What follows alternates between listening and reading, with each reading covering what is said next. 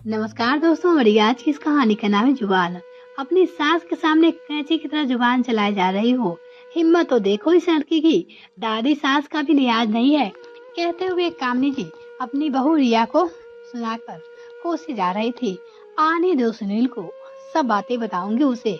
उसे भी तो पता चलेगी तुम्हारा असली रूप। उसके सामने तो बड़ा लाड़ प्यार का दिखावा किया है और पीछे से ऐसा कर रही हो। शर्म आनी चाहिए। रिया अपनी छोटी सोच के लिए तुम्हें। कामनी जी लगातार बोले जा रही थी, लेकिन मम्मी जी मेरे कहने का मतलब नहीं है। रिया दबी आवाज से बोली, लो अब ये हमें ही सिखाएगी। अनपढ़ समझा है क्या हमें। कामनी जी का गुस्सा फूट फूट कर बाहर आ रहा था। मम्मी, भाभी तो हमें नीचा दिखाने का कोई मौका नहीं छोड़ती, अब ये मतलब समझाएगी। सीमा ने आग में घी डालने का काम किया। दादी जी शोर सुनकर कुछ समय पहले ही अपने कमरे से उठकर वहाँ पे आ गई थी। अभी तक चुप बैठी सास बहू की बातें सुन रही थी, जिसमें कामनी जी की रिया को डांटना ही सुनाई दे रहा था। दादी जी बोली, कोई मुझे भी बताए कि क्या बात है।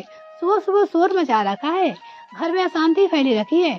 मेरी तो कुछ समझ में नहीं आ रहा है, तुम दोनों रिया बहू को क्यों सुनाई जा रही हो।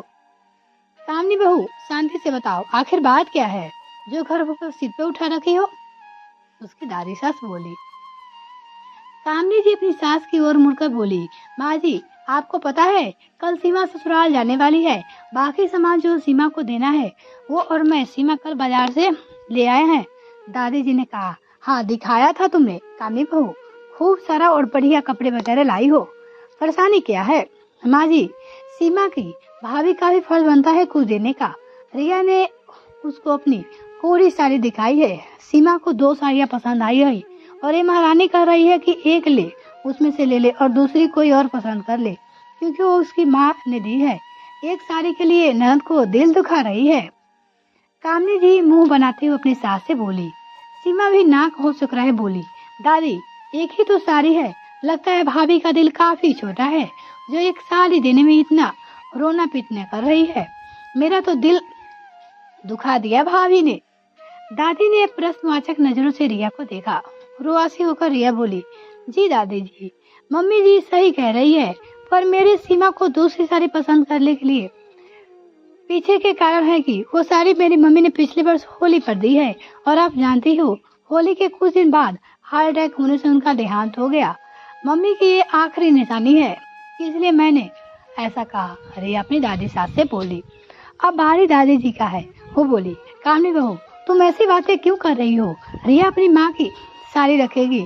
सीमा, तुम जानते हुए भी कि रिया की माँ की आखिरी निशानी है, फिर भी जिद कर रही हो। अब तुम भी शादीशुदा हो, तुम्हारे साथ कोई ऐसा करे तो तुम्हें कितना बुरा लगेगा। फिर कामनी जी ने कहा, बहू ये बातें यही खत्म करो और मेरे कमरे में चलो। अपने कमरे में पहुंचकर दादी जी ने कहा, रिया और सीमा सामने में नहीं बोली, वरना तुम शांता मेरी बेटी और अपनी ननद को क्या देती हो। मैं जानती हूँ, लेन देन वाली साड़ी और कपड़े या कहीं से मिले या कपड़े जो तुम्हें अच्छे नहीं लगे वो देती आई हो हमेशा से। तुम्हारी दिल बहुत दिल की छाप है, अपने आप ही अपनी ननद सीमा को देती है।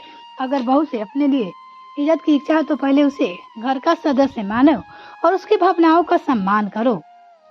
सुनील को बताने की धमकी क्या है। कहीं ऐसा ना हो कि तुम्हारी बहू सब लिहाज भूल जाए और उल्टा जवाब दे दे। 2 साल हो गए रिया को बहू बनकर यहाँ पर आए, वो भी देख रही है कि तुम अपनी ननद यानी कि शांता को साथ कैसा व्यवहार करती हो। अपने को सुधार लो कामनी बहू। कामनी जी का आज अपनी सास के चेतावनी से अच्छी तरह समझ में उसे आ गया था। बहू के ऊपर दादागिरी या हुक्म चलाने से काम नहीं चलेगा, उसकी भावनाओं को भी उसे समझना पड़ेगा। कामनी जी ने अपनी सास से वादा किया कि वो शांति और रिया दोनों का ख्याल रखेगी। अब कामनी जी रिया के पास जा रही है अपनी गलतियों को सुधारने के लिए एवं बहू को ये बताने के लिए ये घर उसका भी है। उसे सेंटीमेंट्स को भी कदर है, उनको समझती है तो रिया की भावनाओं को भी। दोस्तों, ये कहानी दिल से लिखी है और यदि मेरी कहानी से आपको दिल के तारों को जिक्र किया तो कमेंट सेक्शन में आप अपनी राय साझा कीजिएगा। रचना पसंद है तो कृपया लाइक और शेयर करें और आपकी प्रतिक्रिया का इंतजार रहेगा।